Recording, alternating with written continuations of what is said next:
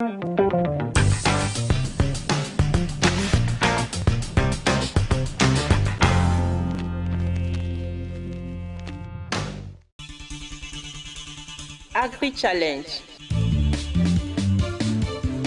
le magazine de l'entrepreneuriat agricole et du développement durable. La Banque agricole du Niger, Bagri, sponsor officiel d'Agri-Challenge. Bagri, nous œuvrons pour votre autonomie. Bonsoir à tous, ravi de vous retrouver pour cette édition d'Agri-Challenge. Notre plateau d'aujourd'hui accueille deux invités. Deux hommes qui ont décidé de mener une belle aventure et expérience en investissant dans le domaine de l'agriculture. Il s'agit à ma droite de M. Oumarou Sido, directeur général de Africa Communication Network, ACN, et à ma gauche de M. Abdoulaye Jada, ancien directeur général de la Banque agricole du Niger, Bagri. Chers messieurs, soyez les bienvenus. Merci. Je suis très ravie de vous recevoir sur ce plateau d'Agri-Challenge. Alors, chers téléspectateurs, nous allons revenir pour la suite de cette édition. Ne bougez pas, c'est dans un instant. Agri-Challenge. Le thème du jour est investissement et émergence de nouveaux acteurs pour contribuer à la souveraineté alimentaire. Monsieur Sido Oumarou, parlez-nous de votre domaine d'intervention, votre formation, domaine d'expertise. Donc, bonjour et merci encore de nous avoir invités sur ce plateau d'Agri-Challenge. Je suis donc ingénieur commercial de formation et j'ai évolué pendant longtemps dans le tourisme et présentement dans la communication. Et j'ai décidé vraiment de m'adonner corps et âme à l'agriculture. Donc, en investissant dans un domaine qu'on appelle Heket Agro. Alors, qu'est-ce qui vous a motivé à vous tourner vers l'agriculture et à faire des investissements dans ce domaine? Bon, vous savez, les motivations sont doubles. Et, premièrement, c'est parti d'un projet touristique. On avait initié Heket Desert Safari Camp. Donc, un site touristique qu'on voulait à l'image des différents safaris déserts. Et quand on avait installé ce camp, on avait une bande de terre de 4 hectares en bas de la dune. Et je me suis dit qu'on ne peut pas promouvoir l'esprit oasis sans pouvoir avoir une palmeraie en bas. Donc, on a décidé de mettre des palmiers dattiers. Et j'avoue que pendant le Covid, quand tout le monde était à la maison, moi je partais planter des dattiers que j'ai importés. Et ma foi, aujourd'hui, c'est devenu un bel oasis avec une production, en tout cas des dattes Maga, qui sont vraiment extrêmement prisées aujourd'hui au Niger. Donc voilà la première aventure. Ceci m'a convaincu que l'investissement agricole dans nos pays est primordial. Monsieur Abdoulaye Jada, je vous retourne la question. Alors, parlez-nous, vous, de votre domaine d'intervention et en même temps, on enchaîne avec la deuxième question. Qu'est-ce qui vous a motivé à vous tourner vers l'agriculture et à faire des investissements dans ce domaine? Merci, madame. Je joins ma parole à celle de monsieur Sido tout à l'heure, qui vous a félicité pour nous avoir invités sur ce plateau. Pour cette émission que nous suivons assez souvent, en tout cas dès que le temps nous permet. Et moi, je suis un financier de formation. Donc, je suis analyste financier et j'ai fait toute ma carrière en banque. Je suis rentré dans la banque en 1984 en tant que simple agent et j'ai fini directeur général avant de prendre ma retraite sur ce poste en 2019.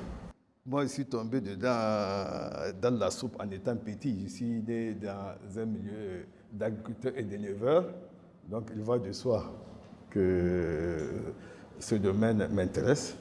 Et en allant également en tant que banque agricole, je me suis retrouvé dans mon bain et pour démontrer aux gens que l'agriculture nourrit son homme, il faut mettre la main à la pâte. Et c'est là que j'ai commencé cette expérience, en tout cas en 2014, et au niveau de Saï, sur un terrain que j'ai acquis de 2 hectares. Et maintenant, je travaille sur une superficie d'à peu près 10 hectares. Et justement, par rapport à ce que vous venez de dire, parlez-nous des expériences vécues et également des réalisations que vous avez effectuées dans ce domaine-là. Bon. Vous savez, les expériences, on dit, les échecs forment. Mon premier jardin date de 1996. Je l'ai fait au village. Malheureusement, personne ne peut travailler pour vous. Le terrain est là, les arbres fruitiers sont là, personne ne les entretient parce que c'est à plus de 500 km de Niamey. Et là, vraiment, cet échec m'a dit non, il faut quand même faire une réalisation à côté du soir.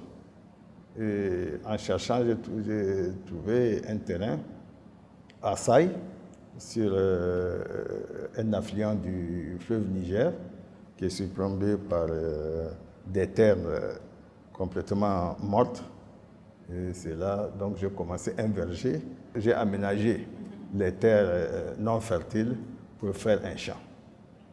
Voilà comment l'expérience a commencé. Et aujourd'hui, le jardin couvre à peu près 3 hectares et le champ pour le mil et le niébé fait 7 hectares. Alors, quant à vous, monsieur Sedo Oumarou, parlez-nous des expériences vécues et réalisations que vous avez pu effectuer dans ce domaine.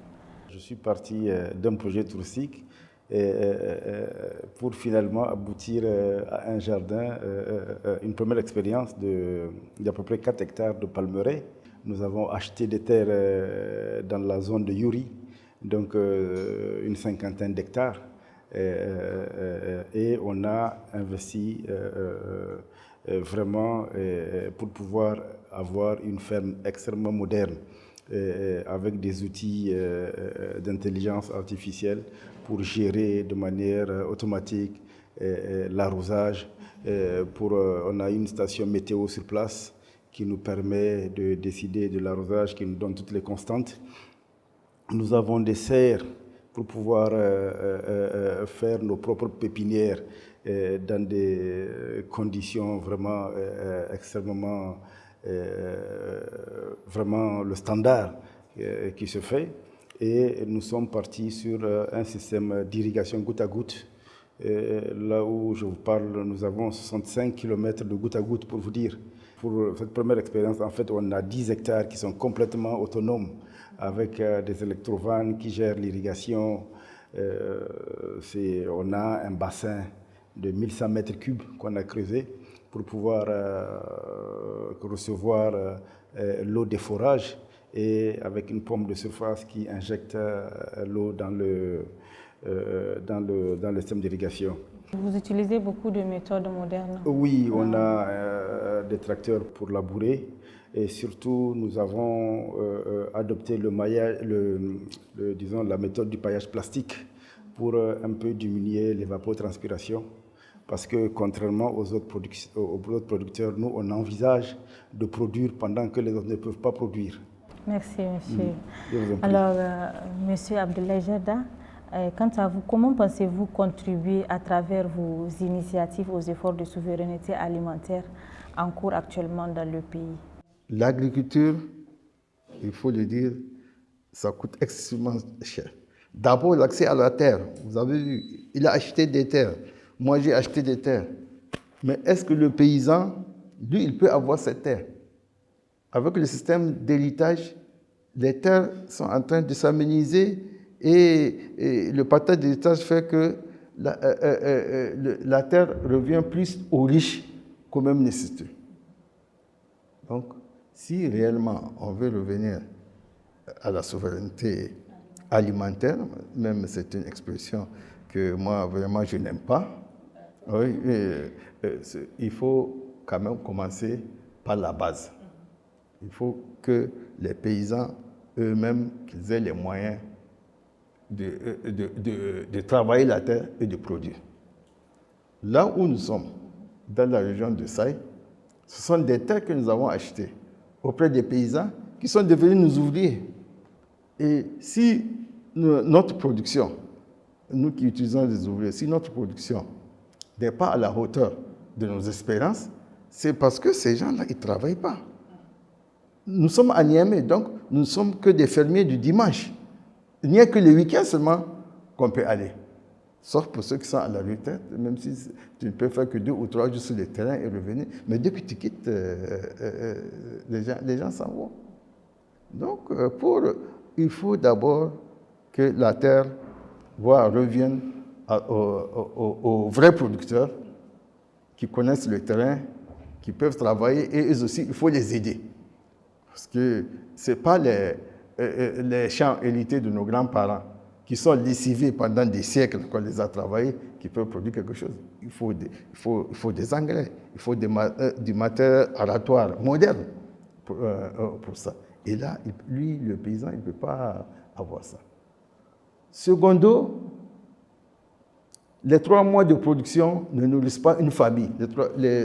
Pendant la saison des pluies, quand vous cultivez un champ, ça ne peut pas entretenir une famille pendant 12 mois. Donc, il faut travailler la terre toute l'année. Et pour la travailler, il faut des moyens, comme l'a fait M. Sido, comme je le fais moi-même. Mais nous ne sommes que des citoyens lambda par rapport à l'ensemble des Nigériens. Donc, il faut que l'État aide ceux qui s'installent ou ceux qui veulent travailler à travailler. Ici, le Burkina et nous avons les mêmes terres, mais leur production est nettement meilleure que la nôtre. Donc, il faut que nous revoyions en gros notre politique alimentaire.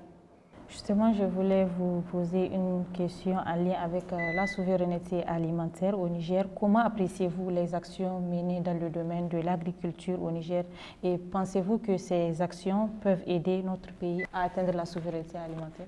Bien, je pense qu'il y a 3 ou 4 éléments qui doivent être pris en compte par nos autorités politiques pour pouvoir atteindre cette autosuffisance alimentaire. Il y a une qui a été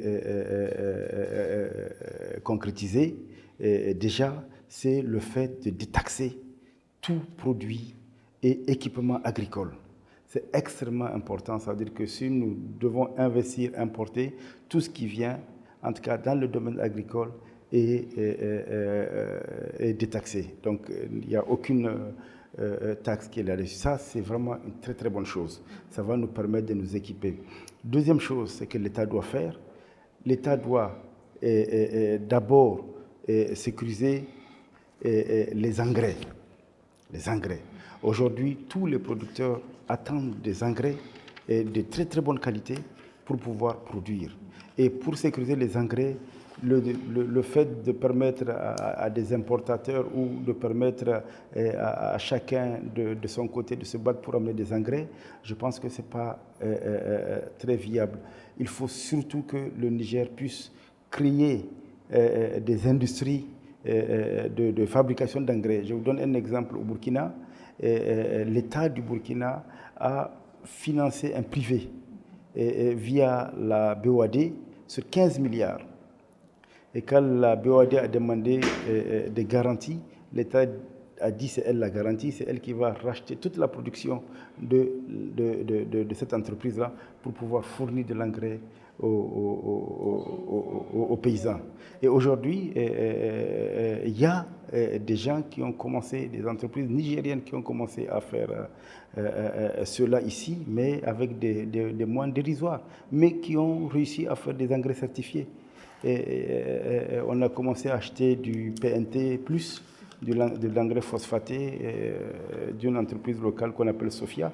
Et je pense que si cette entreprise est encadrée, elle peut fournir énormément d'engrais sur le marché.